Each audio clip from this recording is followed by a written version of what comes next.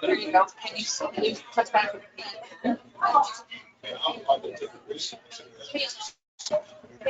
Yep. Oh, I can, I don't need to. I think.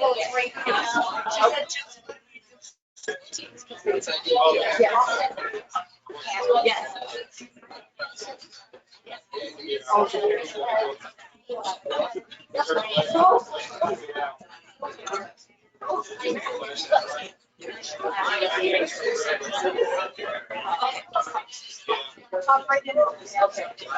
Good evening, everybody.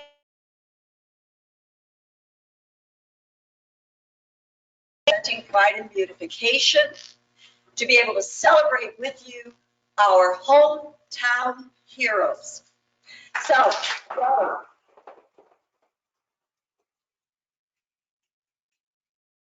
we have had the honor to do this event for almost 6 years now, and it seems to be a very popular. People want to say thank you to those who served us so willingly, and maybe not so willingly, but that was a different time. I want to share a little bit of order of business. I am going to turn the program over to Barbara Barlow, who introduced this idea to us. But she's going to talk about how this process is going to work this evening. But you will get the opportunity to speak about your family member if you wish. And you will, upon the end of the program, be able to get your photo taken as well. So keep that in mind. Also keep in mind that we all want to be home before breakfast, so we'll be careful about how long our remarks go. And that being said, I'm not going to speak any further, but I do want to share some words of Catherine Lee Bates. Oh, beautiful, for heroes proved in never-ending strife, that more than self, their country loved, and mercy more than life. Thank you. And again, thank you so much for being with us.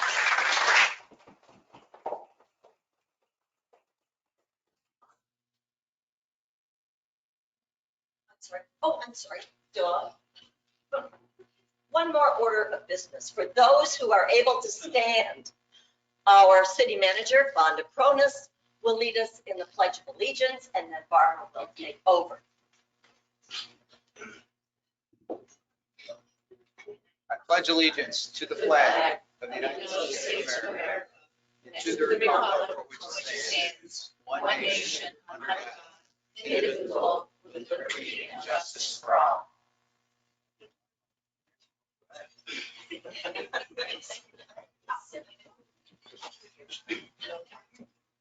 We'd like to thank a few people that made this project successful.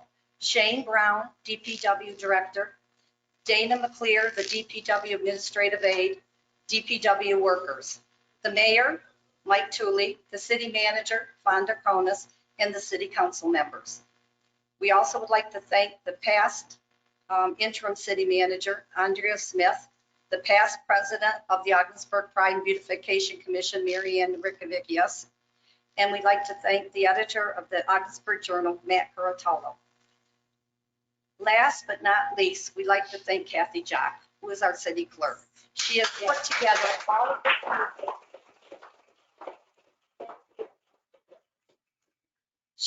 together all of this music that you got to hear when you came in. She has developed this site so that your loved ones that can't be here can watch it online. So I really appreciate, Kathy, everything that you have done for us. If you call Ogdensburg your hometown, you can have a memorable experience by just driving down Ford Street.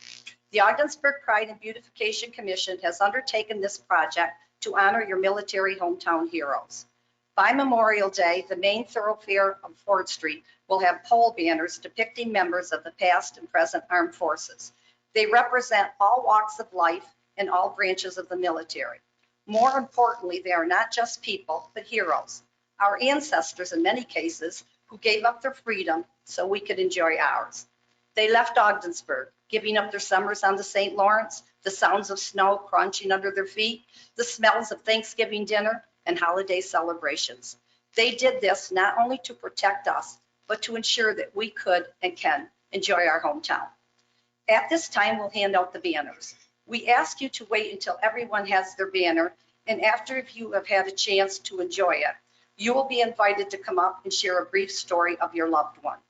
At conclusion of the reception, we have this easel that you can come up front, put your banner on it, and take a picture with your family and your friends. You leave the banner with us tonight, and please take a cupcake on the way out. I'm going to announce the hero, and the family members will hand out your banner to you, and the picture that you gave us, okay? Timothy Amo. Elizabeth Bernhard.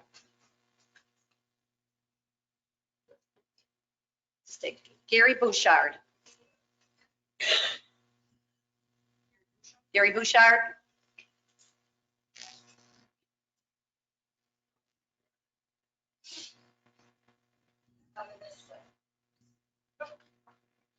You could just stay seated, or we'll bring it to you. Okay, so you don't have to get up. Jack Breen. Stan Breen.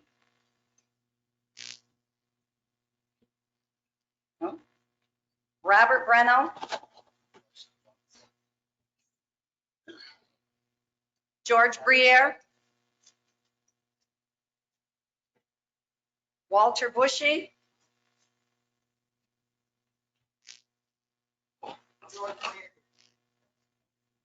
Philip DeFranco.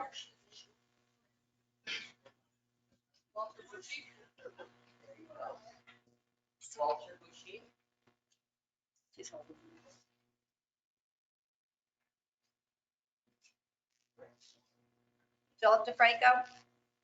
Right there. Richard Dings.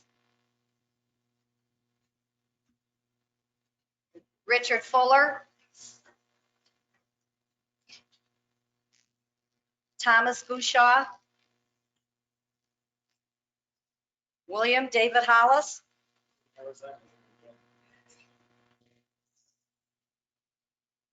Hollis. William David Hollis. Timothy Irvin. Donald King. Doc Lacombe. Richard Levine.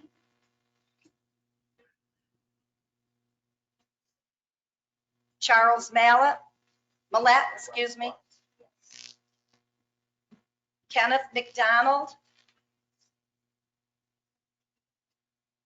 James McNally.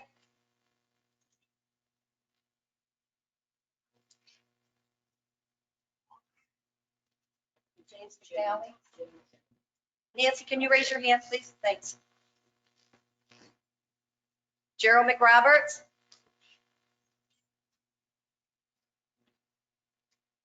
Nelson McRoberts.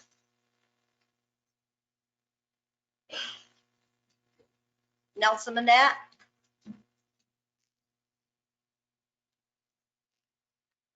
Who's Nelson? Fine. Bruce Morley. Bruce Morley is way in the back. Donald Morley. In the back. Elaine Morley. Paul Morley. Elaine Morley, are you taking? Yes. George Nugent. George Nugent. There's Paul. Don't see George Nugent. So how about William Perry? William Powers? No. Charles Putman?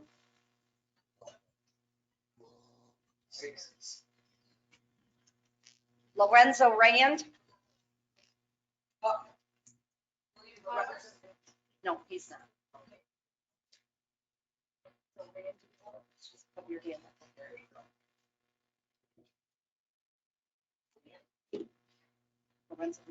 Harold Ross. John Sansucci.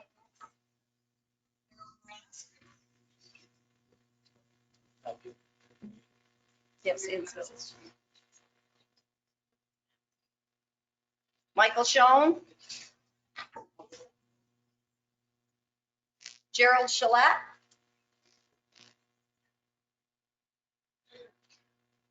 Gary Sovey. David Stay.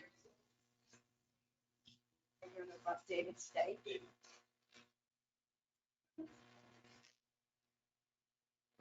Ford Wing the third. Okay, anybody not get a banner? Okay, go for it.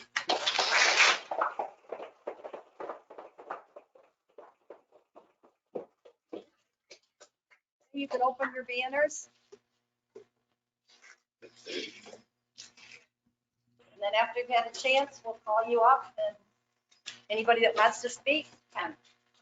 Then you can, like I said, put it on the easel. But do not take that banner out of this building. You cannot take it home with you. At the end. Yeah. End of the year.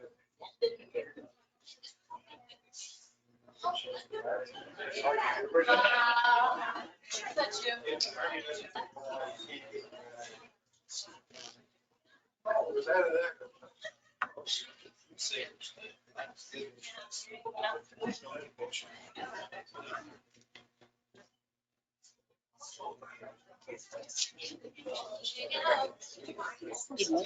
the yellow sweater with braids.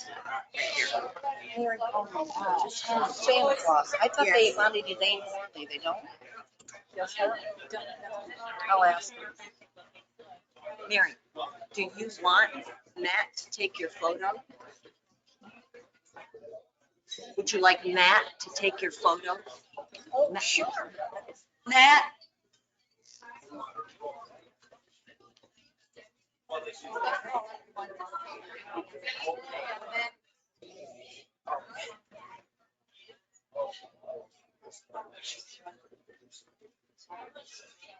Would you take Mary's picture?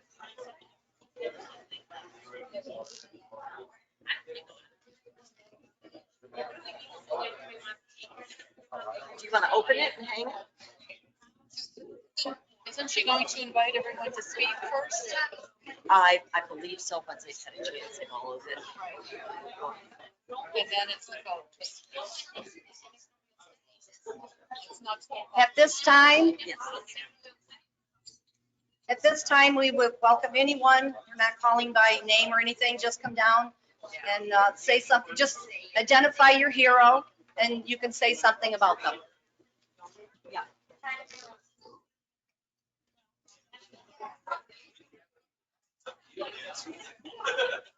Somebody's got to be the first. No, that's when you get your picture taken at the end. Oh. Just speak first.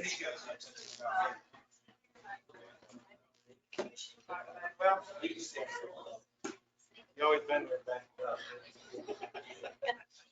Hi, my name's David Stay. I joined the Army way back when I was a 16-year-old kid here, when I was in OFA back in '81. And had a 21-year career. It was quiet all the way up until about, July of 1990 when they let me know where I was going. We started Operation Desert Shield. I went over there in September after they assembled my corps. We were supposed to be a operations support team, the Special Forces. I spent about 15 months over there in the theater, but thankfully only about 2 months down there in what we called the sandbox very affectionately, because it was full of more fleas than a cat house. But, you learn very quickly to stay away from anything that had food near it. But the guys and I, we all enjoyed our time together as comrades. We served along with other forces.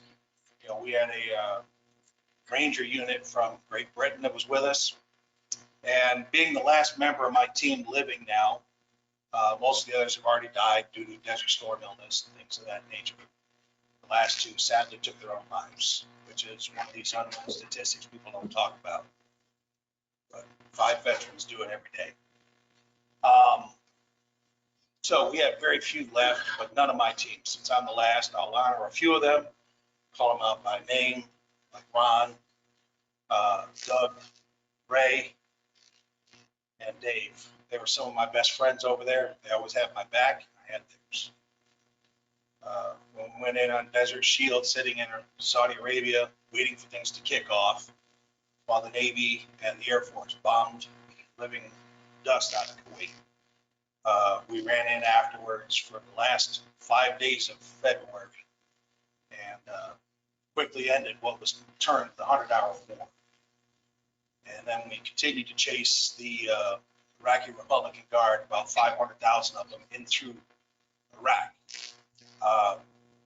And we were split among several target lines. And we chased down and captured more than 300,000 of them in the first few weeks. And we decimated their entire artillery and tank battalions that they had. But we were in there for a couple of weeks. That was about the end of my time there. And I went back out towards Saudi Arabia to evac from the zone about mid-March. But I had my friends with me for many years. The last one passed about 15 years ago. It was a good time. We did enjoy ourselves. Thank you all. David, thank you.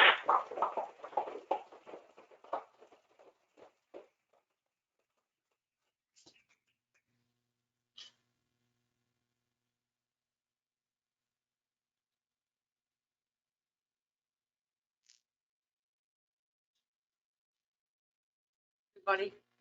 First of all, I'd like to thank everybody that had a hand in putting this program together. It's really nice to be able to honor our heroes. Our hero is my mom, Betty Bernhardt, born and raised here in Ogdensburg, New York. She graduated at the age of 17, and during her high school years, she hung out at the orphanage with all the nuns, the Grey Nuns of the Sacred Heart, and it inspired her. She wanted to become a nun. She graduated. Well, because she was underage, her parents had to sign permission, and they refused. They said, no, that's a cult. We'll never see you again. So she was pretty bummed about it, and a week later, she came home with paperwork for the U.S. Air Force. She put them both on the kitchen table and said, please sign one of them. I want to do either. So they signed for her to go into the U.S. Air Force, and she spent most of her time there, which was during the Korean War conflict between Florida and Arizona. She met our dad there, and they got married while they were in the service together, moved back to Ogdensburg, and had their careers here. And it's been 10 years this year since we lost her, but my mom was very proud of this community. She was very proud of her service and our country and all the other veterans. And when you see her, give her a salute. Thank you.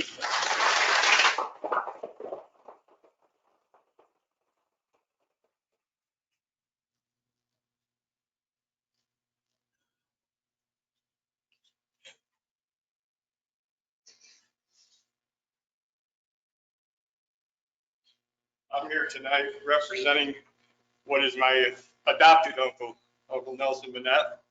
He was a staff sergeant in World War II, and not until just lately did I find out. As most veterans did, they never spoke of anything after they came home. They were just happy to be home. But come to find out, he was a corpsman on Normandy Beach when the stuff went off over there. And he was always a bachelor. He spent most of his off time with our family. We didn't really have that many uncles, but we thought of him as an uncle. He wasn't very proud of being a Frenchman. That's all he ever said after he got back. But he is our hero, and we miss him. Thank you.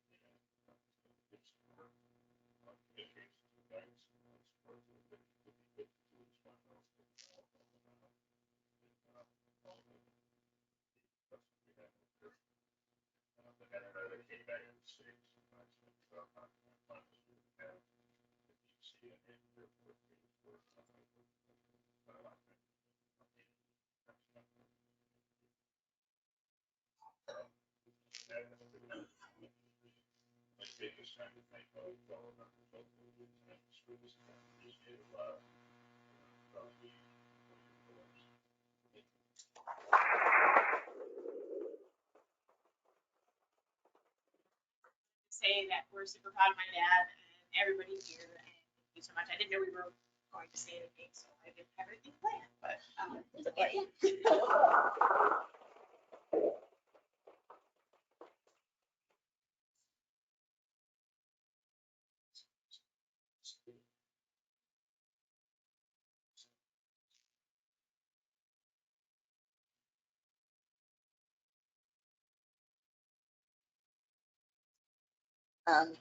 Hi, I'm Beth Levine Brissette.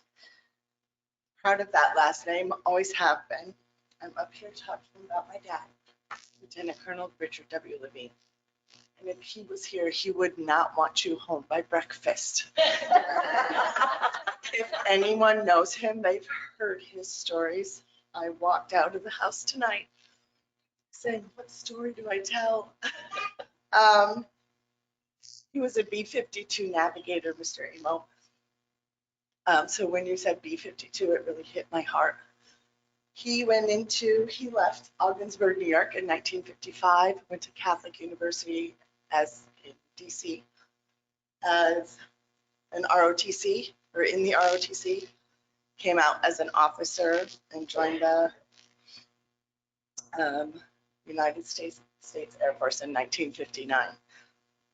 Those first couple years, he and my mom, Marguerite Desire, Levine from Ogdensburg, traveled all over. His pride, or his order of importance, went God, country, family. I just heard a story from my oldest brother the other night. You know, back then in the good old days where those Catholics, they knew their job. My brother was 18 months and my sister was 9. And they were on TDY in Las Vegas. He was stationed out in California. And he won a bunch of silver dollars. Actually, I don't even think my sister was that old. My mom was here having her. And he took those silver dollars because he wasn't high enough rank and bought my mother a ticket to Las Vegas. And she went with her 2 little ones to Las Vegas to join her military. Back then you couldn't join unless you were a certain age, so they had to pay. He made like $20 a week, some ungodly amount of money. So I'm sure many of you have heard the stories. He was, like I said, a P-52 engineer, or P-52 navigator with an engineer degree. We hear the story often of the 35 trips over Santa Claus land in one mission. The black box broke. So, of course, they went to the engineer to fix it. He kicked it with his boot. He kicked it with his boot. That's how he fixed it. And one more quick story, because I'm the baby of 5, so I got many years alone with him and my mother. We were living in Hahn, Germany in 1986, 6. And I was working at the TLQ, Temporary Living Quarters, as a maid and a receptionist. And this was right after the bombing of Libya. Unbeknownst to my father, a couple weeks before that, he'd gotten called out of bed to escort. He was the head of the flight line to escort some planes in the middle of the night. They were on their way back to England from Libya and landed on his flight line. Anyway, consequently, security was tight. You didn't do anything with your ID card and or your father's social security number ability to roll right off your tongue. So I'm sitting at a desk. In comes an MP with a dog, a dad says it was a Bouvier. I don't know, his back was about this big. And the dog comes to the desk, puts her feet on the desk. And the MP says, Beth Ann Levine, and I said, yes. Daughter of Lieutenant Colonel Richard Levine, social security number, blah, blah. No, give me your father's social security number. Of course, I spit it out. He goes, you're under arrest. I'm 14 years old. You're under arrest. I'm under arrest for what? And he kept spewing something, and said, can I call my dad? My dad was a by the book man, if anyone knew him.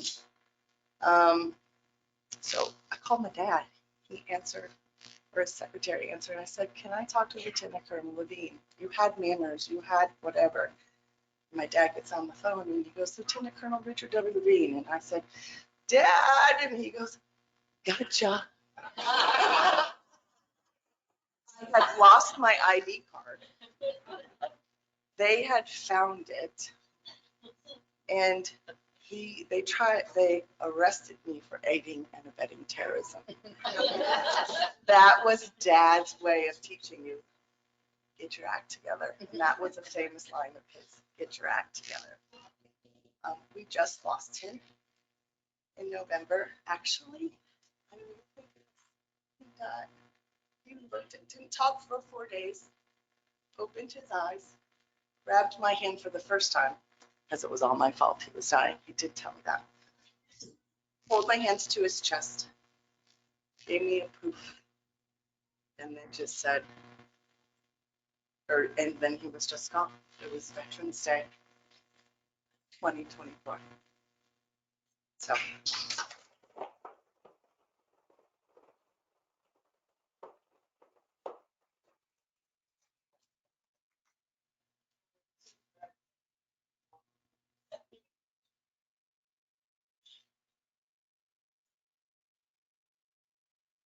Is there anyone else who would like to speak? Oh, please. This is my uncle. This is Timothy Irvin, and these are his wonderful parents and his fiance Miranda and his daughter Olivia. Nobody wants to talk, so I'm going to talk on his behalf because I think he deserves it, and I think the world deserves to hear about him. He was a man of many things. If it wasn't construction, if it wasn't planting flowers, if it wasn't saving dogs for Miranda, he did everything. And one thing that he did was join the military. Now, I wasn't alive at the time. Unfortunately, I don't know much about that. The actual reason why I'm up here is we unfortunately lost our uncle due to an overdose. He unfortunately struggled with drug addiction and it beat him. And so I just want to let anyone know that is here and struggles with those same types of things and feelings, that you're not alone.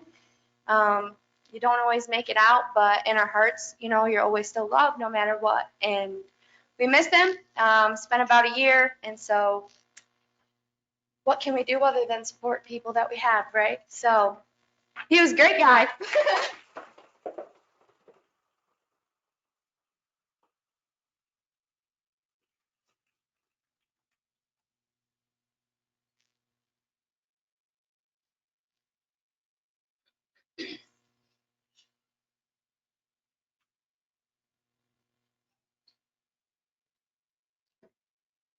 Hi, I'm Chris McRoberts. I'm here to talk for my dad and my uncle, Uncle Nelson, Jerry McRoberts.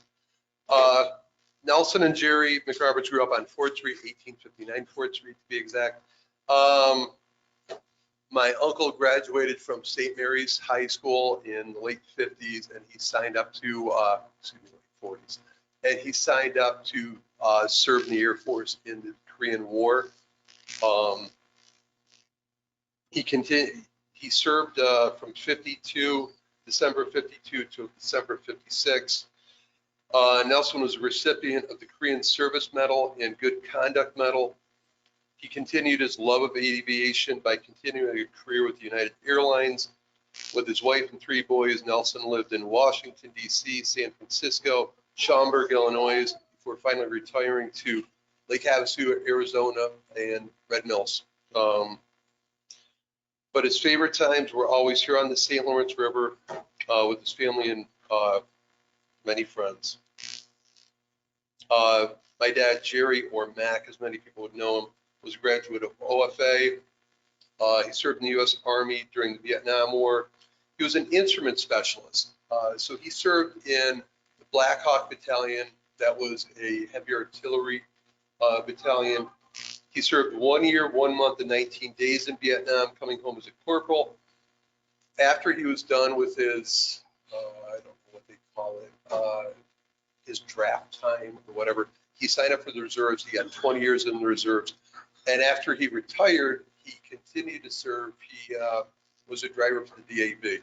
So, you know, they both did a lot of stuff for their community. It's a great honor. Thank you guys very much.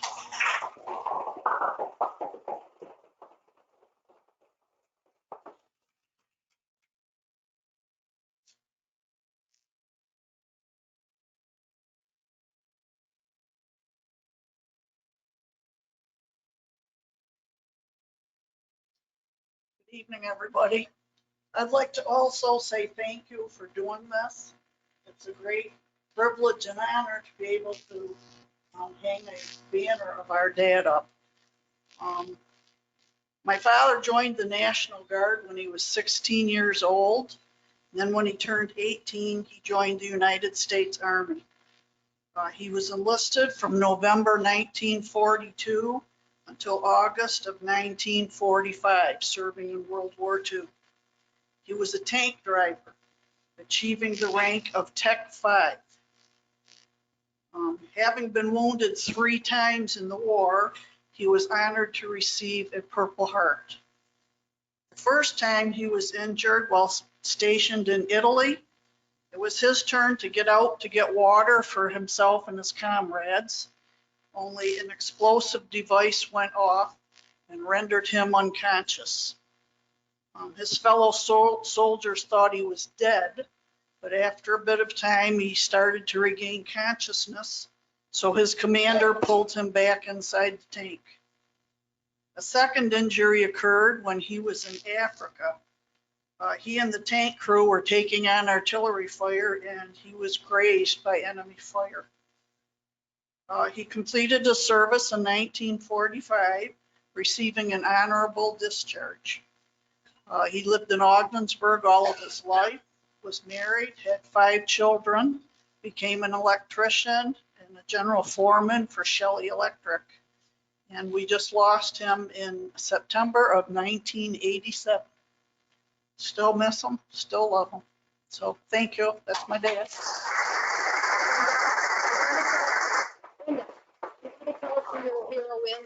Pardon? Please tell us who your Oh, I'm hero sorry. is. Yes.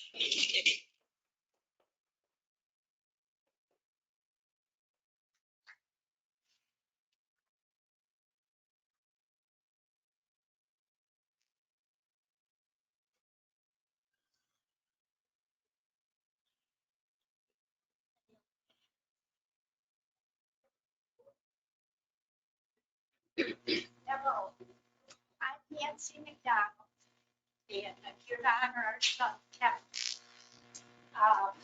Kevin grew up here in Ogdensburg. We lived here about 37 years, and my husband said, let's go south. I said, how about South Colton? So we've been up here about 26 years now. But Kevin enlisted in the United States Air Force. He initially was out in North Dakota. And when he was here in high school, one of his teachers lived around the block. And he used to say, don't know how you do. We had 4 boys. And this one would rather be outdoors in the woods than in school. And he used to stick his head out the window of the second story of OFA to see birds going by. So the fact that he went in the military and while he was in North Dakota, went back to school, surprised a lot of people, including us. But he graduated with a 4-year degree. He was in the security police. He then got to travel. He went to Hawaii. He went to Alaska. And that enabled us, as parents, to be able to see those places. My preference is Alaska. Kevin loves to hunt and fish. That outdoor thing came back. He also learned the craft of taxidermy. And he's the guy that brought Monty to the Seaway Festival Parade a few years back and won first place. He still does taxidermy today. He's living up on the river in South Colton part-time with his wife Kathy. And I have to end by saying, after having 4 sons, they all served in the military. 3 of them were in the United States Army, and Kevin was in the Air Force. And we're proud of them all. And I guess I would say too, the one thing Kevin blessed us with was our first girl. And our great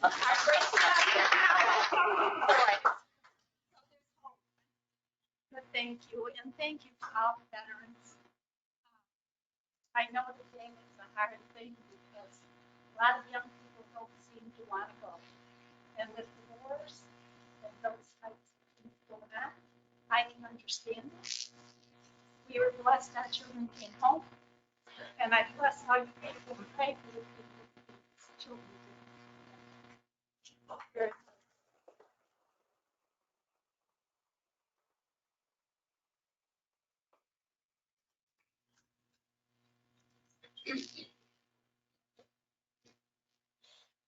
Hi, I'm here speaking on behalf of my father, Gary Bouchard, Staff Sergeant.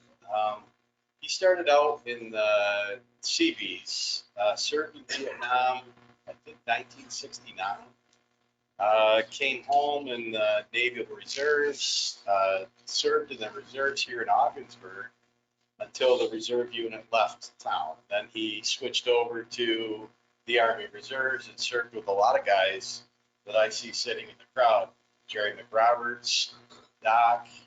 And again, he always very patriotic, loved his country. But he always said it was about the guys next to him. So it's an honor and a privilege that my father's picture hangs up there with all of you. Thank you very much.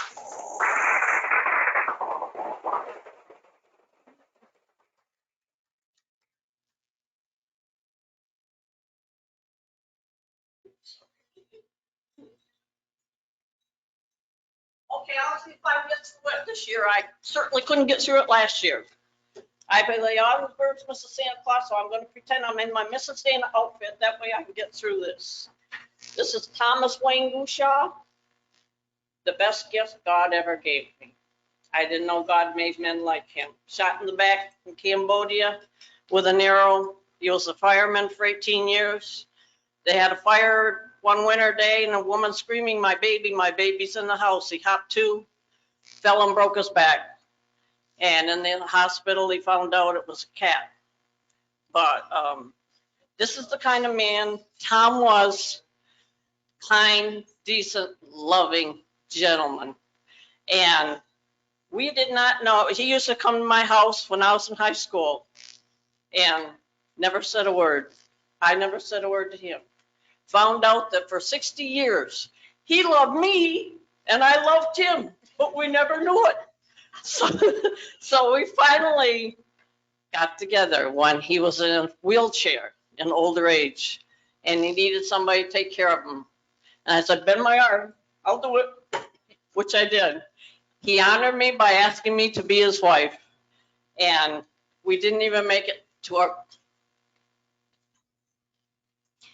first year. The most wonderful gift God ever gave me. And if you knew God, you knew Tom, then you knew the kind of person he was. And he was a hero, and he will always be my hero to the day I die and in the hereafter. Thank you.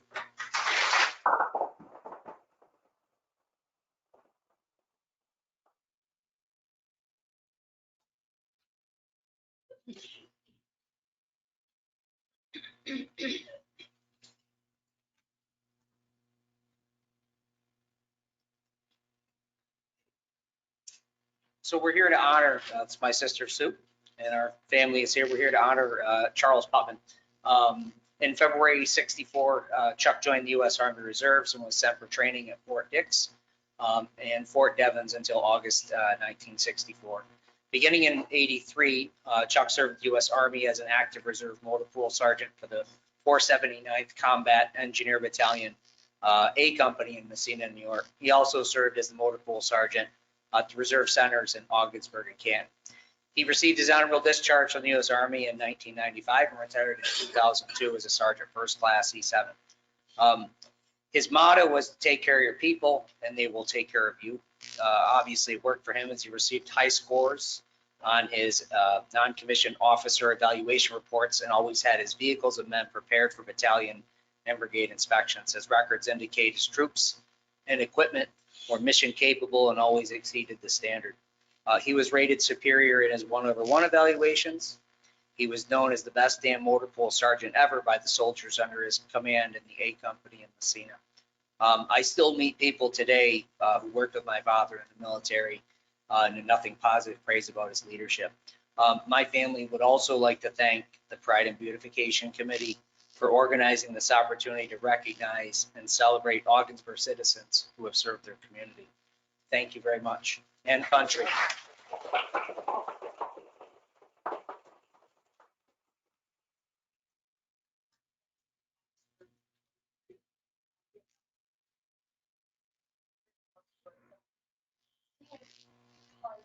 Years ago, a smile on his face and loved his country, loved those people that served him. Thank you for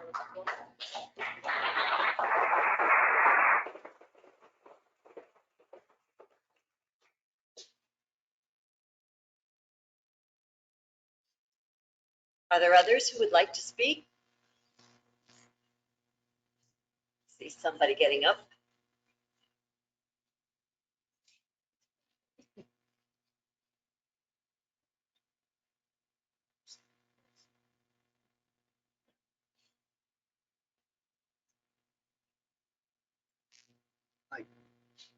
Stephen Morley.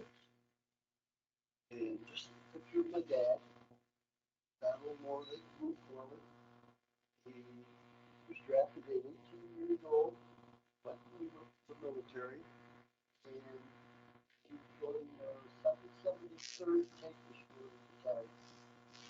He was a tanker and a messenger for George W. Patton. He didn't really like George W. Patton.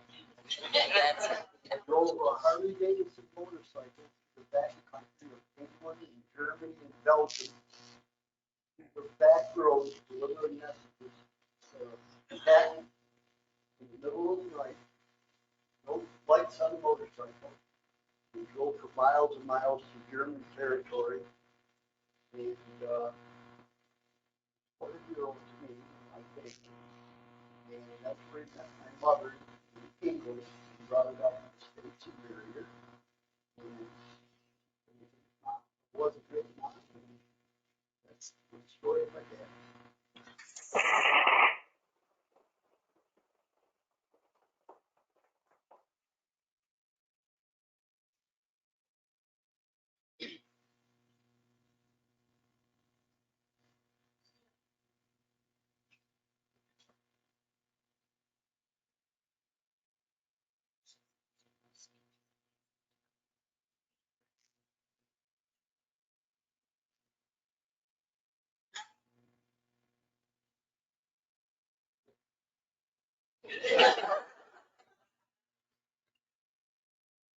We're here tonight to honor my wife's father, Bruce Morley. Bruce enlisted in the U.S. Army December 30th, 1941. He served in the 15th Cavalry in the European Theater. Bruce was chosen to escort President Roosevelt on tour in Texas. Bruce served with his horse, Tony. Bruce was very proud to serve his country alongside his brother Don in the U.S. Army 773 Tank Destroyer Group. Sister Elaine with CWAC Ambulance Corps, and Paul in the U.S. Navy. Bruce discharged November 18th, 1945. Bruce wrote in his diary, "I learned to do this job that someday may save my life. I pray and hope this war will be over and soon all these boys will come home. His mother wrote to him, God bless you. And his father wrote, be a good soldier. Thank you, everyone.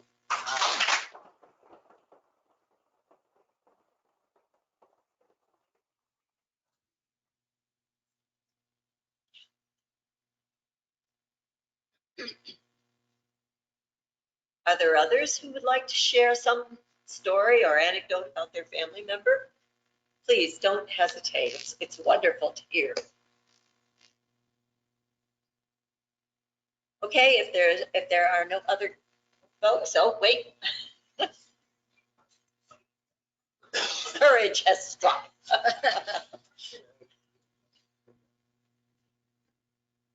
Master Sergeant Kevin McDonald, mom came up here and talked about me earlier. She left out a small apartment. She had 4 boys, my mom and dad. All 4 of us served in Iraq. I was medevaced out to launch school in Germany. It's pretty bad off, but anyhow. So this is Hometown Heroes. I guess that qualifies a hero. I'm still here. But yeah, all 4 of us boys served in Iraq. 2 of my brothers are older. They were both officers. And, I went to college over at Canton. I played hockey. I was a national champion. In hockey, my grades were terrible. So I was playing junior A hockey up in Messina. And I was working at PNC and produce. And I was living at home doing dishes, trying to keep my dad happy when he come home from work so he wouldn't be upset with me that I'm a loser. So I said, I better do something with my life. I was 21 years old and joined the Air Force. Probably the best thing I did in my life. I met just hundreds and hundreds of great people.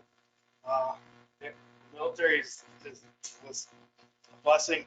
I spent 20 years in it, and 20 years, my most productive years of my life, I spent in the Air Force. And I lost out on a lot of Christmases, Thanksgivings, you name it, birthdays. And so when you do see a veteran, I really do appreciate and thank them because they do sacrifice a lot. Thank you.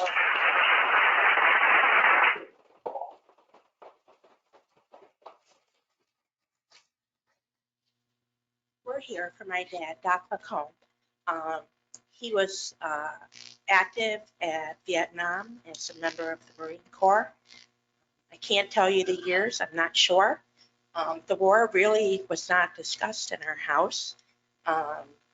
When he came home, he tried to step up his life and live with great pride and serve his community. And he's done very well with that. He was one of 6 out of 7 brothers of the Lacombe family that were all serving in the military. And all of them came home and we're very proud of them.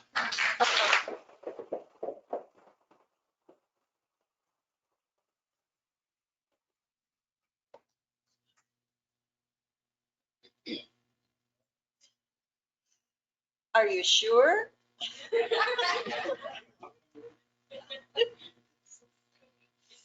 68 years, you should know something. Well, you'd think so. Would you be kind enough to fill us in on what she should know? Oh,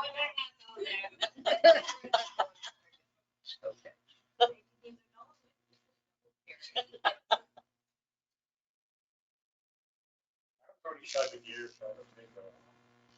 Long enough. I got no storage. That's right.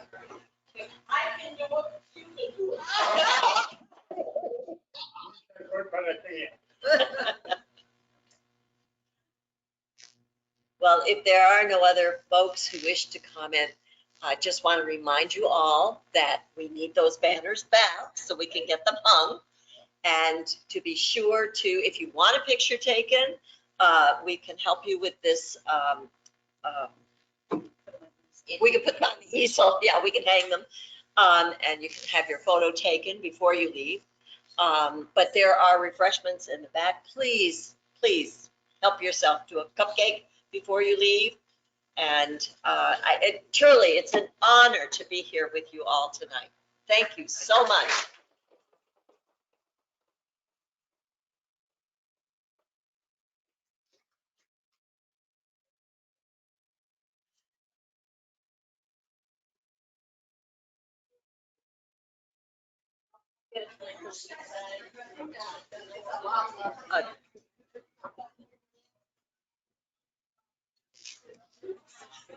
Just lift it up.